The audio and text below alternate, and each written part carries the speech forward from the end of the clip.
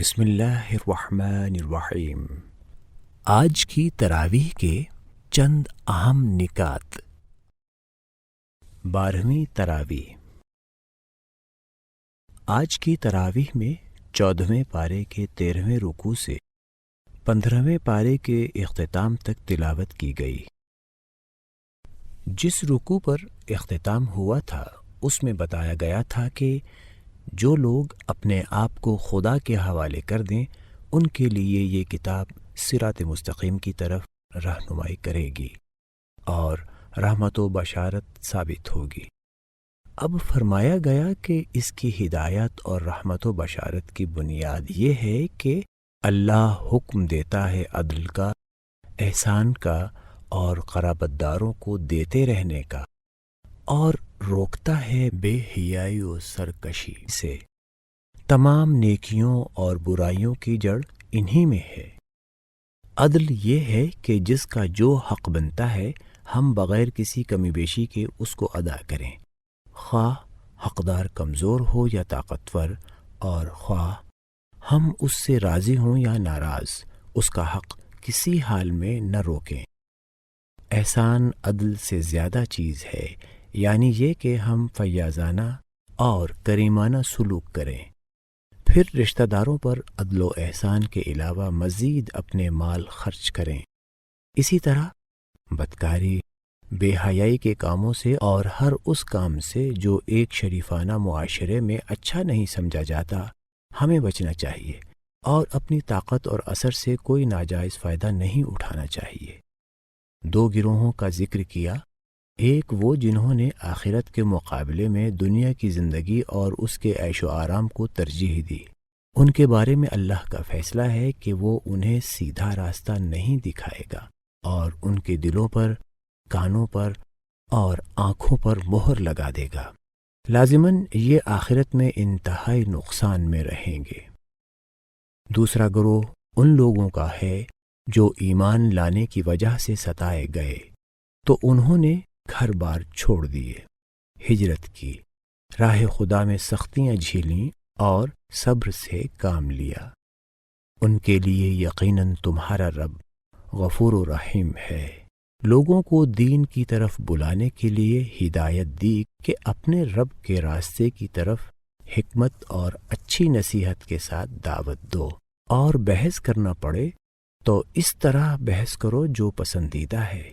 بے شک تمہارا رب خوب جانتا ہے کہ کون اس کی راہ سے بھٹکا ہوا ہے اور کون اس کی ہدایت پر ہے۔ اگر تم کسی سے بدلہ لو تو اتنا ہی لو جتنا تمہارے ساتھ کیا گیا، اور اگر تم صبر کر لو تو یہ چیز صبر کرنے والوں کے لیے بہت ہی بہتر ہے۔ اور تمہیں صبر نہیں حاصل ہو سکتا مگر اللہ ہی کے تعلق سے، اور تم ان مخالفین کی حرکتوں سے غم زدہ نہ ہو اور نہ ان کی چالوں سے پریشان ہو۔ یقیناً اللہ ان کے ساتھ ہے جنہوں نے تقوی اختیار کیا اور احسان کے ساتھ کام لیا۔ سورہ بنی اسرائیل میں انہیں ان کی اپنی تاریخ کی روشنی میں بتایا گیا کہ اگر تم اس غرور میں مبتلا ہو کہ اللہ کے چہیتے اور محبوب ہو تو یہ خود فریبی ہے۔ تمہاری اپنی تاریخ گواہ ہے کہ جب تم نے خدا سے بغاوت کی تو تم پر مار بھی پڑی۔ خدا کی رحمت کے مستحق تم اس وقت ہوئے جب تم نے اصلاح کی راہ اختیار کی۔ ساتھ ہی معراج کے واقعے کو بتا کر مشرکین اور بنی اسرائیل دونوں پر یہ واضح کیا کہ اب مسجد حرام اور مسجد اقصی دونوں کی امانت تم خائنوں سے چھین کر اسی نبی امی صلی اللہ علیہ وسلم کے حوالے کرنے کا فیصلہ ہو چکا ہے۔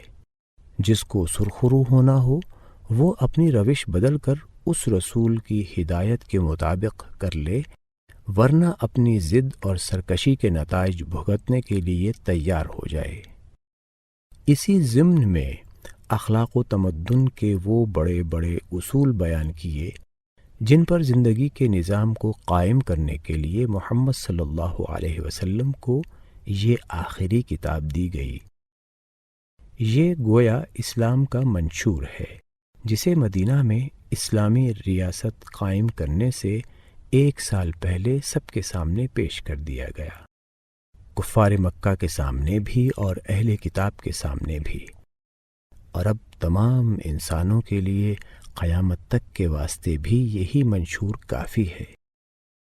فرمایا گیا تمہارے رب نے فیصلہ کر دیا ہے کہ 1 عبادت صرف اللہ کی کرو، 2 والدین کے ساتھ نیک سلوک کرو، 3 رشتہ داروں، مسکینوں اور مسافروں کو ان کا حق دو، 4 فضول خرچی نہ کرو، 5 اگر کسی کی ضرورت پوری نہ کرو تو نرمی سے جواب دے دو، 6 نہ کنجوسی کرو نہ فضول خرچی، اعتدال کی راہ اختیار کرو، 7 اپنی اولاد کو مفلسی کے خوف سے قتل نہ کرو، 8 زنا کے قریب بھی نہ پھٹکو، 9 بغیر قانونی جواز کے کسی کو قتل نہ کرو، 10 قانونی حدود سے باہر یتیم کے مال کے پاس بھی نہ پھٹکو، 11 باہمی قول و قرار کی پابندی کرو، 12 ناپ اور تول میں کمی بیشی نہ کرو، 13 جس بات کا تمہیں علم نہ ہو اس کے پیچھے مت پڑو، 14 غرور اور تکبر کی چال نہ چلو، یہ وہ حکمت کی باتیں ہیں جو تمہارے رب نے تم پر وحی کی ہیں۔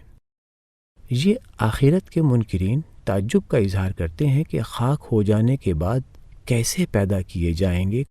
کہو جس طرح پہلے پیدا کیے گئے تھے۔ انہیں ہمارے عذاب کا یقین نہیں ہے۔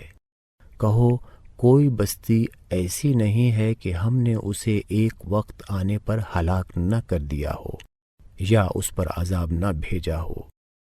پھر شیطان کے ازلی دشمن ہونے کا ذکر کیا گیا تاکہ سمجھ میں آ سکے کہ کفر، نافرمانی اور ناشکری کی روش شیطان کی روش ہے، اور جو اس پر چلے گا وہ گویا شیطان کی پیروی کرے گا، حالانکہ یہ روش دھوکے کے سوا کچھ نہیں۔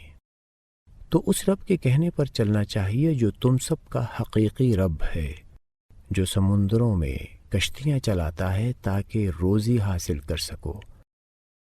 کیا تم اس بات سے بے خوف ہو گئے ہو کہ ہمیں وہ خشکی پر زمین میں دھنسا دے یا تم پر پتھراؤ کرنے والی آندھی بھیج دے اور تم کوئی حمایتی نہ پاؤ؟ سیدھے راستے پر ثابت قدمی کے لیے نماز کے اہتمام کی تاکید کی اور فرمایا نماز قائم کرو زوال آفتاب سے لے کر رات کے اندھیرے تک، اور فجر کے قرآن کا التزام کرو، کیونکہ فجر میں پڑھے جانے والے قرآن کے خاص طور پر خدا کے فرشتے گواہ بنتے ہیں، اور رات کو تہجد پڑھو، یہ تمہارے لیے نفل ہے تاکہ تمہارا خدا تمہیں مقام محمود پر فائز کر دے، اور دعا کرو کہ پروردگار تو مجھے جہاں بھی لے جا سچائی کے ساتھ لے جا، اور جہاں سے بھی نکالے سچائی کے ساتھ نکال، اور اپنی طرف سے ایک اقتدار کو میرا مددگار بنا، اور اعلان کروا کہ حق آ گیا اور باطل مٹ گیا۔ باطل تو ہے ہی مٹنے کے لیے۔ ہر زمانے کی جہالتوں میں سے ایک یہ ہے کہ لوگ اس غلط فہمی میں مبتلا رہے ہیں کہ بشر کبھی پیغمبر نہیں ہو سکتا، اسی لیے جب کوئی رسول آیا تو انہوں نے یہ دیکھ کر کہ یہ تو کھاتا پیتا ہے، بیوی بچے رکھتا ہے، گوشت پوست کا بنا ہوا ہے، فیصلہ کر دیا کہ یہ پیغمبر نہیں ہے کیونکہ بشر ہے۔ اور جب وہ گزر گیا تو ایک مدت کے بعد اس کے ماننے والوں میں ایسے لوگ پیدا ہوئے جو کہنے لگے وہ بشر نہیں تھا کیونکہ وہ پیغمبر تھا، چنانچہ کسی نے اس کو خدا کا بیٹا کہا اور کسی نے اس کو خدا بنا لیا، کسی نے کہا کہ خدا اس میں حلول کر گیا ہے۔ غرض بشریت اور پیغمبری کا ان جاہلوں کے نزدیک جمع ہونا ایک معمہ بنا رہا، حالانکہ بات بالکل کھلی ہے کہ اگر زمین پر فرشتے چل پھر رہے ہوتے تو ہم ضرور آسمان سے کسی فرشتے ہی کو پیغمبر بنا کر بھیجتے۔ جب بشر زمین میں بستے ہیں تو ان کی رہنمائی کے لیے بشر ہی کو رسول بنایا ہے۔ سورت کو ختم کرتے ہوئے فرمایا، اے نبی صلی اللہ علیہ وسلم، ان سے کہو اللہ کہہ کر پکارو یا رحمان کہہ کر، جس نام سے بھی پکارو اس کے لیے سب اچھے ہی نام ہیں، اور کہو تعریف ہے اس خدا کے لیے جس نے نہ کسی کو بیٹا بنایا نہ کوئی بادشاہی میں اس کا شریک ہے، اور نہ ہی وہ عاجز ہے کہ کوئی اس کا سہارا بنے، اور اس کی بڑائی بیان کرو، کمال درجہ کی بڑائی۔ اس کے بعد سورہ کہف ہے۔ یہودیوں کی طرح عیسائیوں نے بھی قریش کو اکسایا کہ ان سے ذرا اصحاب کہف یعنی غار والوں کا حال پوچھو۔ انہوں نے حضرت محمد صلی اللہ علیہ وسلم کو ان کے حالات سے آگاہ فرمایا کہ چند نوجوان جو خدا کی توحید پر ایمان لائے تھے، اپنے مشرک معاشرے کے مظالم سے تنگ آ کر بستی سے نکل کھڑے ہوئے اور پہاڑ کے ایک غار میں پناہ گزین ہو گئے۔ اللہ نے ان پر طویل نیند طاری کر دی، اور غار کے منہ پر ان کا کتا بھی نیند میں اسی طرح بیٹھا رہا کہ دیکھنے والے اسے زندہ سمجھ کر پاس بھی نہ پھٹک سکے۔ برسوں کے بعد جب مشرک و جابر حکومت بدل گئی تو اللہ نے انہیں نیند سے بیدار کیا، اور باہر کے حالات سے واقف ہونے کے بعد پھر ان پر موت طاری کر دی۔ اس واقعے کے آئینے میں اللہ نے نبی صلی اللہ علیہ وسلم اور آپ صلی اللہ علیہ وسلم کے صحابہ رضی اللہ کو دکھا دیا کہ تم اس وقت دعوت کے جس مرحلے میں ہو، یہ مرحلہ اصحاب کہف کو بھی پیش آیا تھا۔ اگر تم صبر کے ساتھ اسی راستے پر چلتے رہے تو اللہ تمہارے لیے بھی اسی طرح راستہ نکالے گا جس طرح ان کے لیے نکالا تھا۔ اللہ اپنی راہ میں چلنے والوں کو کبھی ضائع نہیں کرتا۔ نبی صلی اللہ علیہ وسلم کو اس موقع پر توجہ دلائی کہ ان دنیا کے لالچی لوگوں کے مقابلے میں اپنے غریب اور نادار ساتھیوں کی طرف زیادہ توجہ دیجیے، جو اگرچہ دنیا کی دولت سے محروم ہیں مگر ایمان کی دولت سے مالا مال ہیں، دن رات اللہ کی یاد میں اور اس دین کی دعوت میں سرگرم ہیں جو لوگ اسی دنیا کی کامیابی کو اصل کامیابی سمجھ بیٹھے ہیں۔ انہیں کھیتی کے لہلہاتے اور آخر میں سوکھ کر بھوسا بن جانے کی مثال کے ذریعے سمجھایا کہ یہ دنیا اور اس کی بہاریں چند دن کی ہیں، ان میں سے کوئی چیز ساتھ جانے والی نہیں، ساتھ صرف ایمان اور نیک عمل جائیں گے۔ اس سرمایہ کو جمع کرنے کی فکر کرو۔ اللہ تعالی ہم سب کو قرآن پڑھنے، اس کو سمجھنے اور اس پر عمل کرنے کی توفیق عطا فرمائے، آمین۔